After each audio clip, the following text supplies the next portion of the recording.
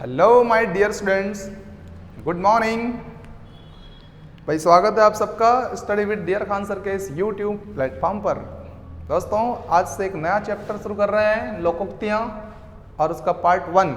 ठीक है, इसमें भी आपको बहुत कुछ सीखने को मिलेगा। तो स्टार्ट करते हैं बिना देर किए। क्या नाम है हमारे टॉपिक का? लोकोक्तियाँ, है ना। अच्छा, लोकोक्ति का मतलब होता क्या है, पहले इसको समझने का हम प्रयास करते हैं, है ना। दोस्तों अगर हम एक लाइन में उत्तर देना चाहें तो कहेंगे संपूर्ण और स्वतंत्र वाक्यों के प्रवाह को लोकोक्ति कहते हैं, क्या कहावतें कहते हैं, ठीक है ना। इंग्लिश में बोले तो प्रोवर्ब्स। क्या? प्रोवर्ब्स, कहावतें या लोकोक्तियां कहते हैं, ठीक है। तो स्वतंत्र, है ना, स्वतंत्र, संपूर्ण और स्वतंत्र वाक्य के प्रवाह को लोकोक्तियां कहते हैं। शाब्दिक अर्थ की ओर चलें तो लोक की उक्ति, क्या बोलेंगे इसको? लोक प्लस की उक्ति या डायरेक्ट लोक उक्ति। लोक मतलब कौन? मानव, मनुष्य के द्वारा कहा गया कोई कथन, लोक की उक्ति, लोकोक्ति, ठीक है ना। अर्थात जब मानव किसी वाक्य का उपयोग चमत्कारिक ढंग से करता है तो वो एक तरह की लोकोक्ति हो जाती है। क्यों? क्योंकि लोकोक्ति अपने आप में एक पूर्ण वाक्य होती है। कैसी होती है?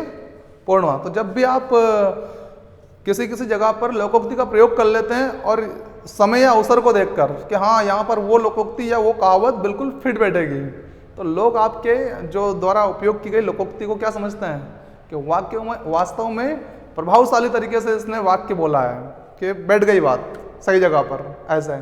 तो चमत्कारिक ढंग से हम इन शब्दों का प्रयोग करते हैं, ठीक है ना। चमत्कार माना जाता है एक तरह से इनका प्रयोग करना, है ना।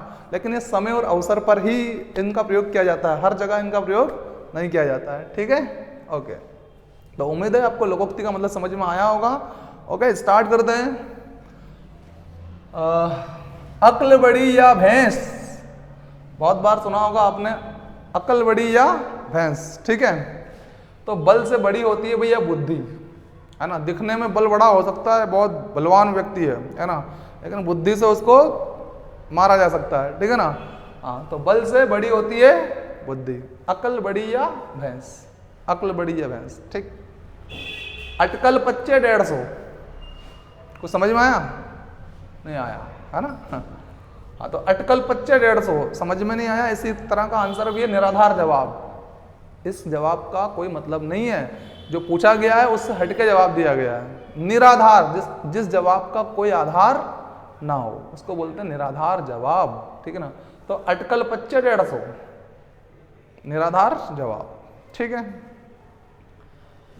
अटका बनिया दे उधार, अब अटका बनिया दे उधार, तो भैया देखो, जैसे कोई व्यक्ति है, किसी को ऐसे से संदर्भित कर लेते हैं हम, कोई बनिया ही है और उसका किसी से पैसा लेना है, तो उस पैसे लेने के चक्कर में बेचारे को और उधार देना पड़ रहा है कि यार ये अगर उधार नहीं देंगे तो ये जो है वो भी नहीं देगा।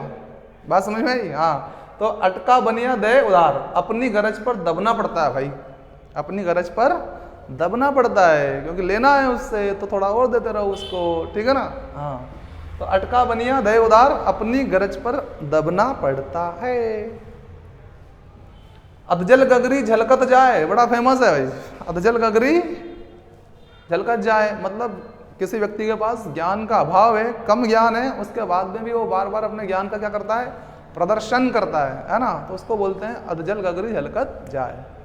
तो कम ज्ञानवान द्वारा ज्ञान का प्रदर्शन करना, कम ज्ञानवान द्वारा ज्ञान का प्रदर्शन करना, ठीक।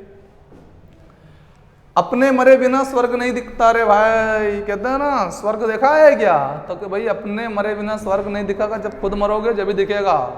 इतने तो उसके बारे में जो भी कल्पनाएं हैं वही ठीक है, ठीक है ना। तो अपने मरे बिना स्वर्ग नहीं दिखता। स्वयं प्रयत्नशील होकर ही किसी काम में सफलता प्राप्त की जा सकती है, किसी काम में सफलता प्राप्त की, स्वयं जब तक आप प्रयत्नशील नहीं होगे तब तक सफलता का कोई सवाल ही पैदा नहीं होता, ठीक है ना। तो अपने स्वयं प्रयत्नशील होकर ही किसी काम में सफलता प्राप्त की जा सकती है। इसका मतलब क्या है? अपने मरे बिना स्वर्ग दिखाई नहीं देता है। ठीक है, ओके। अपने मरे बिना स्वर्ग नहीं दिखता। अगला देखिए बेटा, तो अपनी डफली अपना राग, सबका अपने अपने मन के अनुसार चलना। ये तो बहुत सिंपल, अपनी डफली अपना राग, ठीक है ना। तो सबका अपने अपने मन के अनुसार चलना। अपनी डफली अपना राग, सब अपना अपना गाते हैं कि नहीं राग, तो अपने अपने हिसाब से चलते हैं। तो अपनी डफली अपना राग, ठीक है, सबका अपने अपने मन के अनुसार चलना। अपना दही खट्टा कौन कहेगा? भाई बताइए, आप कहेंगे क्या आपका दही खट्टा है?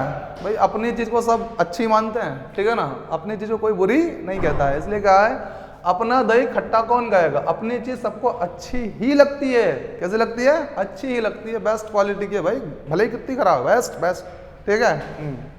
तो अपना दही खट्टा कौन कहेगा? अपनी चीज सबको अच्छी ही लगती है, अच्छी ही लगती है। अपना रख पराया चख, अपना तो रखा रहने दो सुरक्षित, और पराया को चख के देखो, हाँ मजा आ गया, है ना। हाँ, तो अपना रख पराया चख, अपनी वस्तु की रक्षा और दूसरे की वस्तु का उपयोग कर लिया, आपने चख लिया ना, उसको उपयोग कर लिया। तो अपना रख और पराया चख, ठीक है ना। तो अपनी वस्तु तो बढ़िया सुरक्षित रख दिया आपने, और दूसरे की वस्तु का उपयोग कर लिया आपने, ठीक है। तो अपनी वस्तु की और रक्षा और दूसरे वस्तु की का उपयोग करना, दूसरे की वस्तु का उपयोग करना, इसको बोलते हैं अपना रख पराया चख, ठीक है ना। अरहर की डंडी और गुजराती ताल, ये क्या मेल है भाई? बेमेल। जो प्रबंध किया गया ना, जो व्यवस्था, वो बेमेल है, इसका कोई दूर तक भी मेल नहीं है ना। तो अरहर की डंडी और गुजराती ताल अनमोल प्रबंध व्यवस्था। कैसी? अब बताओ, अरहर की डंडी है, इसका इससे क्या संबंध? ताल से। गुजराती ताल ये बजाना, गाना बजाना है, और ये डंडी किसकी? अरहर की है, कोई संबंध नहीं, दूर तक कोई संबंध नहीं, ठीक है।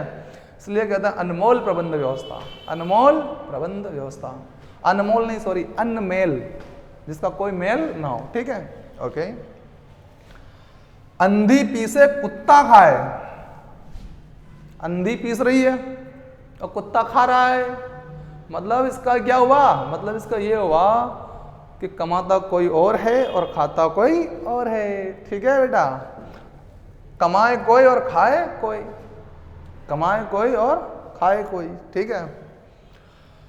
अंधा क्या चाहे? दो आंखें। अंधा क्या चाहेगा भैया? सबसे ज्यादा जरूरत क्या है अंधे को? दो आंखें, कि भैया मुझे आंखें मिल जाए बस, दुनिया की सर्वश्रेष्ठ चीज मिल जाएगी, है ना। तो अंधा क्या चाहे? दो आंखें। बिना प्रयास के मनचाही वस्तु मिल जाना, इसका मतलब क्या? बिना प्रयास के मनचाही वस्तु, जो मन में चाहा गया है वो चीज मिल जाना, इसको कहते हैं अंधा क्या चाहे? दो आंखें।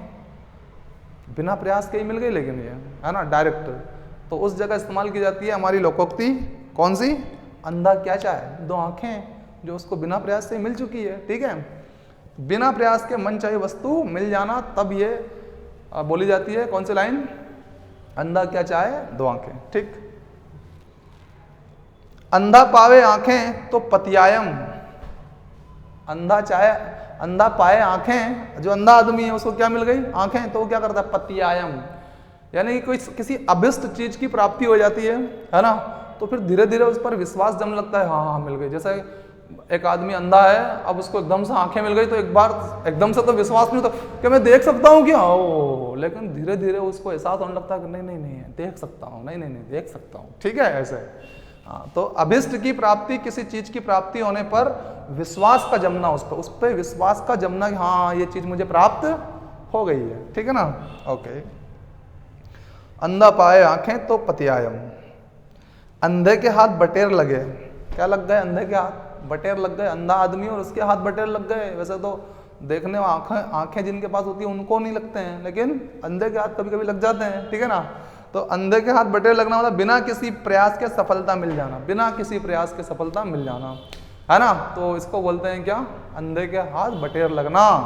तो बटेर लग गए, अब वो तो रख दिया होगा उसने, कहीं चल रहा होगा, देख लिया होगा बटेर ने कि अंधा है, तो चल रहा होगा, तो गलती से उसने ऐसा रख दिया, पकड़ में आ गया, तो मतलब प्रयास तो नहीं किया था ना उसने। हाँ, तो बिना किसी प्रयास के सफलता मिल जाना, इसको क्या बोलते हैं हम लोग? अंधे के हाथ बटेर लगना। लेकिन आपको तो प्रयास करना ही पड़ेगा, है ना। दोस्तों कैसा लगा लोकोक्ति का पहला पार्ट? अगले पार्ट जल्दी जल्दी रोज रोज आते रहेंगे आपके पास, बस आप लाइक शेयर सब्सक्राइब करते रहिए और हम आपके लिए लोकोक्तियों के अगले अगले पार्ट लेकर आते रहेंगे। ठीक है, तो बाय, सी यू, सब खैर, मिलते हैं नेक्स्ट एपिसोड में। कैसा लगा हमारा ये पहला टॉपिक आपको जरूर कमेंट बॉक्स में कमेंट करके बताइए। Thank you very much, take care.